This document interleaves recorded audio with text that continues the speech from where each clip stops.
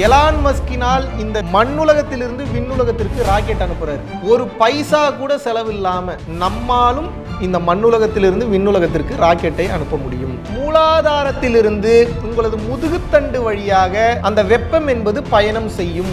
என்னோட அனுபவம் சொல்லக்கூடாது, இருந்தாலும் ஒரே ஒரு அனுபவத்தை மட்டும் பகிர்கிறேன். இப்போ ஒரு இடி இடிச்சு மின்னல் வெட்டுதுன்னா அந்த மின்னலை எப்படி உங்களால் பார்க்க முடிகிறதோ, அந்த மின்னலை விட சக்தி வாய்ந்த ஒரு ஆற்றல் வேகமாக மேல் ஏறுகிறது. மேலே ஏறி தலையில வந்து வெடிக்குது.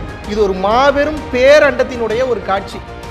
அப்படியே கரைஞ்சிட்டேன். கரைஞ்சதுக்கு அப்புறம் எங்க இருக்குன்னே தெரியல. உடம்பை ஃபீல் பண்ண முடியல, கையை ஃபீல் பண்ண முடியல, காலை ஃபீல் பண்ண முடியல. உண்மையான ராக்கெட்டு நமக்குள்ள இருக்கு. அதை வந்து அனலினால் மேலே எழுப்பும் போது அந்த இறை காட்சி மனித உடலை கடந்த காட்சி கிடைக்கும். அப்புறம் சேட்டிலைட் மேலே வந்து ஏவப்பட்டாச்சு.